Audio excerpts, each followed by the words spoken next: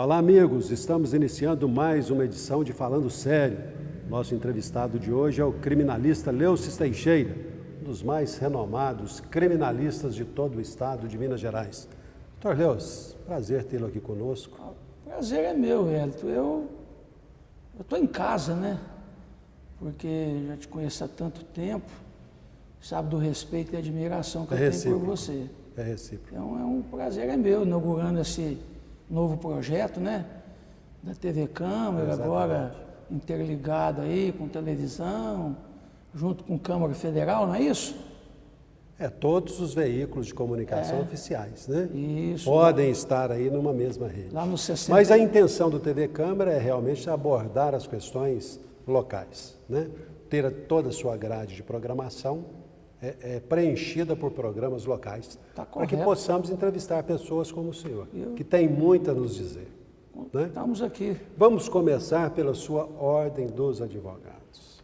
A Ordem tem cumprido o papel dela na proteção, não vou dizer nem da sociedade, mas de proteção ao exercício da atividade? Hélito, eu sou suspeito para falar da OAB, porque a OAB hoje é a instituição no Brasil que há praticamente 200 anos ela vai acompanhando para e passo a história do país. Eu entendo que a OAB precisava estar mais ativa. Inclusive, Wellington, eu sou muito criticado pelos colegas, ela precisa de cortar na própria carne. O senhor está falando da OAB nacional, estadual ou local? No geral. E no aspecto municipal, estadual e federal. Ela está punindo, mas eu acho que deveria punir ainda mais aquele advogado que foge dessa relação cliente-advogado. Acho que deveria punir e ouvir mais. E maior celeridade nesse julgamento. E eu acho que depois de julgado, que estabeleceu o seu contraditório, eu entendo que deveria publicizar. Porque nós estamos fazendo de uma casa de ferreiro o espeto de pau. Aliás, isso é muito questionado, porque um advogado lesa o seu cliente, fica com o dinheiro do seu cliente, ele é denunciado à ordem, é uma punição lá para ele, que não vou nem entrar no mérito se é branda, se é pesado ou não. Perfeito. Mas o fato é que a sociedade ignora isso. Ele pode até continuar advogando, porque o cidadão não sabe que ele está suspenso. Coisa que não poderia ocorrer, não é? Exatamente. A gente não exige isso dos magistrados, dos julgados de corregedoria e Conselho Nacional de Justiça e do Ministério Público. Então, na nossa casa, daquilo que nós estamos cobrando, nós deveríamos também dar a contrapartida da publicização disso aí. O pau que bate no Chico tem que bater no Francisco. Mas qual a razão disso? Qual a razão de criar esse manto nesse procedimento administrativo? Enquanto está tramitando, até concordo, mas depois que chegou aos finalmente, publiciza. Vamos dar a César o que é de César, a Deus o que é de Deus. Então, eu sou contra esse aspecto aí, a esse corporativismo, esse corporativismo maléfico. Porque tem corporativismo, questões, nós temos que ser, sim, corporativista, como os juízes, médicos. É o fortalecimento de uma fortalecimento da classe. Muitas das vezes, né, em determinadas profissões aí, não vou querer citar, mas no caso de juiz, ele é até exacerbado no âmbito do Ministério Público, que não deveria. E a gente prega e bate nisso aí. Então a gente deveria também dar a mão à palmatória e fazer com que chegou ao final, apurou, publiciza. Doutor Leucis, mudanças exigem homens dispostos a fazê-las. Concordo. O senhor é candidato à presidência da OAB em Uberaba? Não sou, Wellington, não sou. Eu já tive esse sonho e é uma coisa que hoje, para mim, faz parte do passado. Você sabe por quê, Wellington? Eu vou ser muito tranquilo, muito transparente na minha fala, sem rodeio, sem ofender quem quer que seja. Wellington, a minha liberdade é infinitamente maior fora daquela cadeira de presidente da ordem. Poxa, Deus Teixeira, o que você está falando? Você está falando que você fora daquela cadeira, você tem uma maior liberdade? É isso sim que você está ouvindo. Eu me sinto... O cargo amarra um pouco. Amarra, e hoje está amarrando cada vez mais. Tem que ficar pedindo bênção em Belo Horizonte.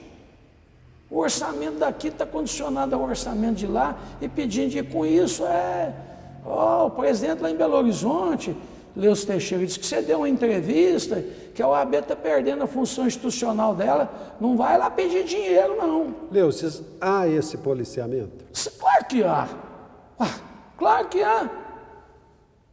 Mas um órgão como a OAB fazendo mas, gente, policiamento tem a santa paciência. da liberdade de expressão. Nos últimos pleitos aí, a questão da sede nova, de móveis lá, para colocar móveis lá dentro. Olha, direto e reto, quando eu era vice-presidente, eu recebia recadinho. Não entendi essa história. Você vai entender, eu vou te explicar, você vai entender. E o telespectador também. Ô Leus, para de bater em Belo Horizonte, você é vice-presidente. Mas bater o quê? Eu estou falando a verdade, ué. Muitas das vezes, quando eu falava de alguma coisa ou de outra, a questão do nosso fórum, a questão de mais juiz, a lentidão do serviço, essa OAB omissa, calada. Não, Leus, para com isso, isso aí nos atrapalha, a gente fica envergonhado lá. E o fulano já... então eu te dava uma declaração da sua coluna, sai na manhã, à tarde o cara está sabendo em Belo Horizonte. Eu não sabia que era lido pela OAB em Belo Horizonte. Não, é lido por aqui e o foguetinho vai. Como é que chama esse negócio? O Zap Zap? O Zap, hoje é Zap Zap, eu tinha uma devia ter a torpedo. Um dia, um sábado de manhã, tomando cerveja, me ligou. Ô, Leus, vamos parar com isso, você está complicando. Complicando o quê? Complicando o quê? Quando eu recebo meu carnê da OAB, eu pago integralmente, numa única parcela, e querer me cercear. Daí, Wellington, eu dizer e digo que sentado naquela cadeira, eu ia estar, vamos assim dizer, vigiado, patrulhado, uma sensação de patrulhamento. E eu não sou homem de ficar patrulhado. Se eu sentir que eu estou sendo patrulhado e que eu vou a Belo Horizonte e eu estou sendo cerceado, eu vou para as cabeças. Eu conclamo e falo o que está acontecendo. Esse é o problema hoje do homem público. Porque o homem que senta naquela cadeira, de uma maneira ou de outra, é um homem público. Ele tem que defender a classe. Ô, Elton, olha o que está acontecendo no STF, Elton. Está lá o Marcos Vinícius, que é o presidente do Conselho Federal. É o nosso presidente maior, vamos assim dizer, para o telespectador entender. Marcos Vinícius é o advogado que está no Conselho Federal em Brasília. O homem quer ser ministro do Supremo Tribunal Federal. Ele é o candidato do Renan Calheiros. O Renan Calheiros defendendo a candidatura dele, e ele omisso, calado. Nessas manifestações de rua, diante de tanta corrupção, de tanta ilegalidade, de tanta atrocidade com o dinheiro público, o que a OAB tem feito? Fala para mim, eu te devolvo a pergunta, o que a OAB tem feito? Nada, absolutamente nada, amordaçada, acuada, amedrontada. Essa é a realidade. O homem quer ir para o Supremo. Uma vez, porque está na capa da Veja, puxando o Eduardo Cunha, né? Puxando para um lado, o Renan puxando, o Michel Temer, né? Puxando para o outro lado, e aquela senhora, uma rainha da Inglaterra, a Dilma. E a OAB ali dá a vaga do STF para o Renan Calheiros, ele vai amaciar. Dá mais algumas concessões ao Eduardo Cunha, ele vai amaciar. É isso, eu tomo lá da cá. E ocorre dentro da OAB. Existe a indicação para os tribunais de justiça. Indica. A indicação para os tribunais regionais federais, para o Tribunal Superior do Trabalho, para a Justiça Militar. Para que essa Justiça Militar? Qual a razão dessa justiça? A OAB muda, calada. Então a OAB não está debatendo os grandes temas nacionais.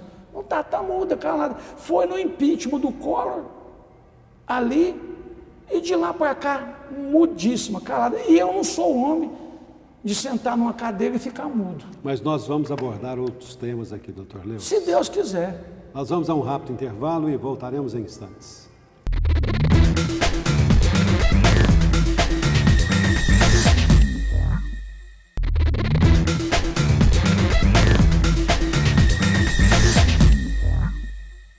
Falando sério, está conversando com o criminalista Leucis Teixeira.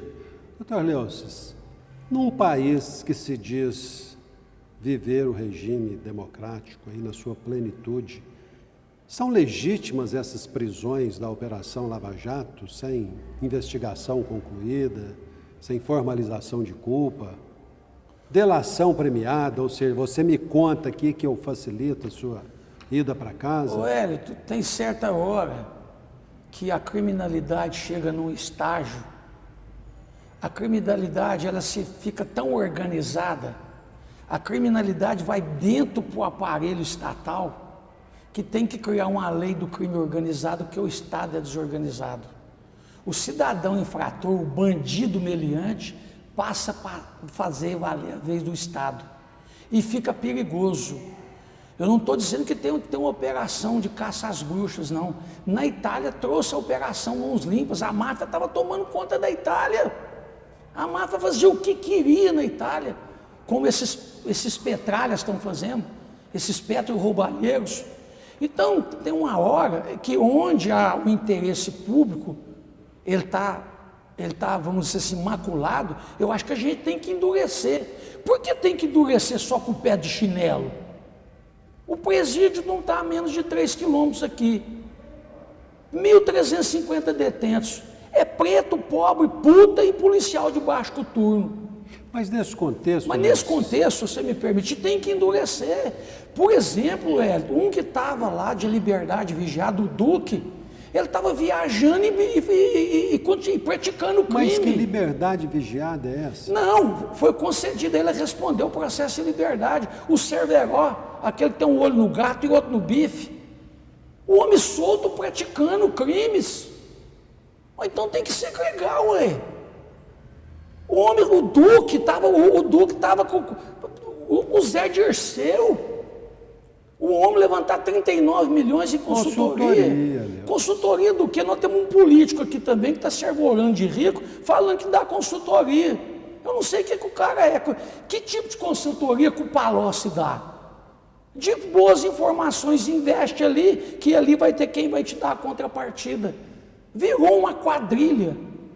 Não foi o PT que inventou a corrupção, não. O PT aprimorou. O PT está querendo aparelhar o Estado. E se nós não tivermos atentos, essa quadrilha vai tomar conta. Mas poxa vida, um quadrilheiro igual o Lula querer achacar o Gilmar Mendes. Não é lá a flor que se cheira, não. O Leviandovski lá, como é que chama lá? Lá o ministro, presidente do Supremo. Presidente do Supremo. O presidente do STF. Lewandowski. Numa linguagem que a Folha de São Paulo captou, ele falou do Zé Dirceu, não conseguia maciar para o Zé Dirceu. Isso é linguagem de bandido. Bandido é que fala isso, que não conseguia maciar para o outro. Já o outro Toffoli se arvorar e falar, não, eu quero entrar nessa turma para julgar o pessoal da Lava Jato. Aí entra o AB, muda calada. Muda calada. Então, Hélito, nós estamos o Hélito, por muito pouco o Getúlio meteu um tiro no peito. A hora que ele viu que o Gregório Fortunato estava envolvido numa corrupção de 2 fazendas, Hélito Cardoso. O Getúlio ficou envergonhado. No catete ele meteu uma bala no peito. Imagina se esse povo resolver suicidar. Mas me diga uma coisa, nesse contexto de se fazer justiça ou tentar se fazer justiça, por que estão presos só empresários, basicamente, e diretores da Petrobras? Onde estão os políticos detentores de mandato que se beneficiaram desse sistema de corrupção? Perfeito, Hélito. Onde é que está? Cadê o seu Janot, Rodrigo Janot? Cadê o Rodrigo Janot que não denunciou essa cambulha? Que é uma cambulha.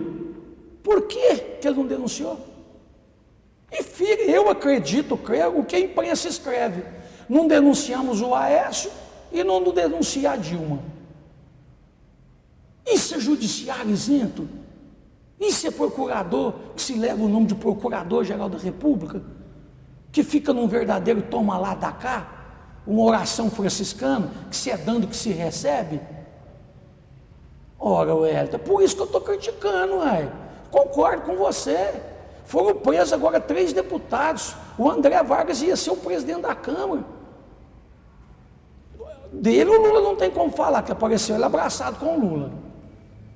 Dele o Lula não tem como falar. A outra senadora do Paraná lá, como é que ela chama? Gleisi Hoffmann, era amiguinho dela de ir passear na floresta. Passear na floresta no bom sentido. Não estou arvorando contra a moral da senadora. Qual que é o mau sentido? Não, vão ser amiguinho, amigos de política, do dia a dia de política, de PT. E o cara está preso. Agora, tem que sim se chegar no núcleo político. Passou da hora. Passou da hora. Rodrigo Janot, a sua lista, amigo, está igual do mensalão. O Alibaba ficou de fora. O Alibaba ficou de fora. Quem que é o Alibaba? O Marcola de Barba. Mora lá em São Bernardo do Campo, na Avenida Graça Aranha. Ele é o Marcola de Barba. O Lula ficou de fora. Ou tem o Lula não sabia? Gente, o Lula assumiu a presidência da República em 2003. Ele chamava o Paulo Roberto Costa de Paulinho. É como eu chamo o Hélio de meu amigo, eu não tenho nem assim, vamos assim dizer, essa intimidade de chamar o Hélio de Welitinho. O Lula chamava ele de Paulinho. Eles punham a mão no petróleo assim e mostravam para a televisão: o petróleo é nosso, pré-sal. Agora não é amigo mais. Agora não é amigo mais. Esse sistema é perverso também. Essas amizades, né? Amizades? É igualzinho base aliada. Base aliada para mim tem nome, sinônimo de quadrilha. Guardada as devidas proporções. Com os seus conhecimentos jurídicos, o que o brasileiro pode esperar desse processo da Lava Jato? Eu sou otimista. Quem foi aluno meu e quem é meu aluno sabe que eu prego otimismo na sala de aula. Eu incentivo o aluno a estudar, a prestar o AB, fazer uma pós-graduação, não parar de estudar nunca. Você sabe disso, o tanto que eu sou otimista. O dia que eu não acreditar no judiciário do meu país, o dia que eu não acreditar que esse país tem solução, eu tenho que mudar para o Paraguai, para a Bolívia e plantar coca. Né? Então eu acredito sim que nós estamos aí num período delicado, extremamente delicado, porque, Wellington, as crises nesse país aparecem de 30 em 30 anos. Revolução de 30, Revolução Polaca de 38, 45, 50 queremos Getúlio, 54 o suicídio do Getúlio, 64 a Revolução, aí de 64 e 78 o movimento de Abril, 82 eleições diretas, 86 a eleição do Sarney, infelizmente. Nós estamos aí num período, aí teve o impeachment do Collor, a última coisa. Então nós estamos num período aí já de 24 anos.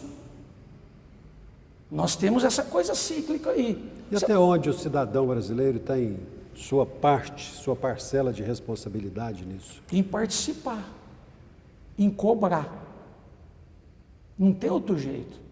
Participar, cobrar, ir para a rua, eleger de quem ele votou para vereador, deputado estadual, federal, exigir do judiciário. Hoje, uma das grandes, uma figura dessa cidade, um odontólogo, perguntou para mim: Leo, se eu posso ir lá no fórum para ver como é que está meu processo com a juíza? Eu falei: claro que pode. Ele falou: mas meu advogado falou que não. Eu falei: mas por que não? Qual que é o problema que tem de eu ir no fórum, bater no gabinete do juiz e falar: eu quero falar com o senhor sobre o meu processo? Não, eu só atendo o seu advogado. Não, o que é isso, gente? É direito do cidadão ser atendido pelo juiz? Atendido pelo juiz. Eu quero saber como é que está meu problema, como é que está meu processo. Diz que está com o senhor há 2 anos e meio para o senhor dar sentença e o senhor não dá sentença. Leus, nós vamos avançar nisso, depois do intervalo. Então, voltaremos em instantes.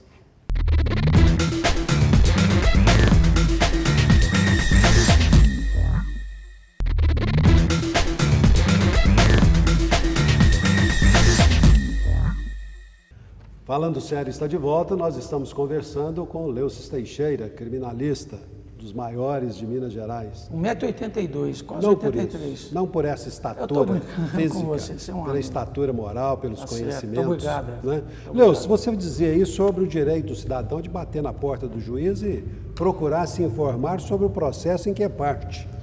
Ele pode ser atendido pelo juiz sem o advogado? Mas onde é que está escrito? A parte interessada não pode falar com o juiz. Me mostra onde é que está esse artigo. O juiz tem que ser cidadão. Ué, tem gente que chega na porta do fórum, tem medo de entrar. Tem medo de entrar. No tribunal do júri, que é uma sessão solene, ele tem medo de chegar. Então o cidadão que tem medo do judiciário que ele tem, olha, o que é isso aí? Mas o advogado não fomenta isso, não? Como assim fomentar? De ir falar? Criar essa imagem de que o judiciário é inatingível, inatacável, O advogado tem culpa nisso. E tudo O advogado mais. tem culpa nisso. Um pouco também tem. Porque, decida o que decidir, nós vamos para os tribunais, vamos acontecer. Wellington, quando eu pego, 99% da minha advocacia é criminal. Quando o processo chega no Fórum Melo Viana, tem um número direitinho, eu ensino o meu cliente a entrar no Siscom. Siscom é o sistema de consulta. Para ele acompanhar Para a ele tramitação. acompanhar. Fala, você só vai acompanhar esse. Eu acompanho.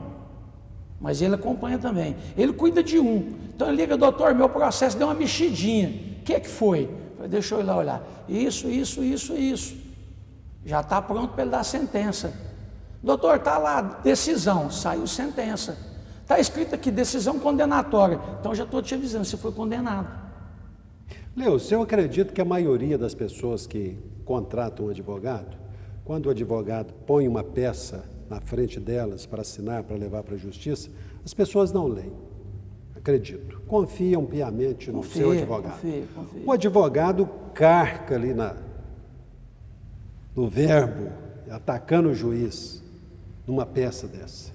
Recentemente eu vi uma condenação de um advogado que teve de pagar uma indenização ao juiz pelos termos que ele usou. Mas quando essa peça chega ao juiz, entende-se que quem escreveu aquilo ali foi o advogado ou a responsabilidade é do cidadão, porque o advogado está falando em nome dele? O advogado tem limite. Por exemplo, se eu, com todo respeito, eu advogo para um cortador de cana, com todo respeito, ou para um servente, uma pessoa menos instruída. Né? Evidentemente que o juiz vai ler e vai falar, não foi o cliente que colocou isso aqui, foi o advogado Leus Teixeira. Se o juiz entender que eu exacerbei, que eu saí fora dos limites da baliza da ética, que nós temos uma baliza da ética também, o juiz pode perfeitamente, sim, extrair cópias, mandar para o Ministério Público, mandar para a OAB. Se ele se sentir ofendido na pessoa dele, ele tem o direito de pedir entrar com ação de reparação de danos. Então, tudo tem limite. Tudo tem limite. Eu posso atacar a decisão do magistrado. A decisão eu posso atacar, mas atacar a pessoa do magistrado, jamais. Doutor, como é que é a relação entre um advogado criminalista com o seu cliente ou paciente, que é um criminoso? O advogado vai tentar acobertar as coisas ilícitas que esse criminoso fez, ou vai simplesmente tentar minimizar as consequências desses atos ilícitos praticados?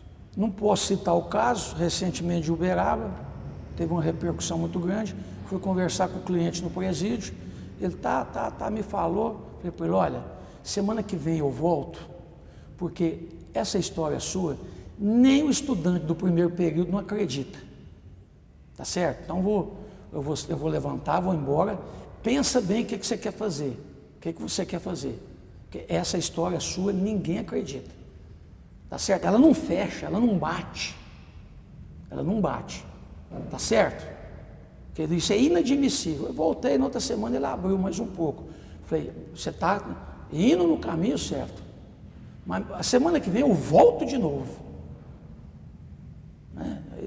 É igualzinho um rapaz que ele demorou 3 anos para falar para mim como é que matou o vizinho dele.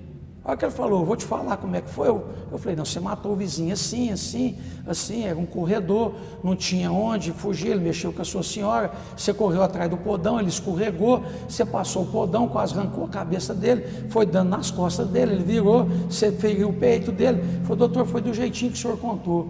Quem contou para o senhor? Eu falei, não, ninguém me contou, foi o laudo. Ele falou, esse laudo não estava lá não. Eu falei, não, o laudo, a perícia que me contou. Ah, o laudo, porque ninguém viu não, porque o corpo fala. O corpo fala, ainda mais na questão de homicídio. Não, eu dei isso num golpe só. Rapaz, como é que você deu um golpe? Olha a medicina legal falando, você deu 11.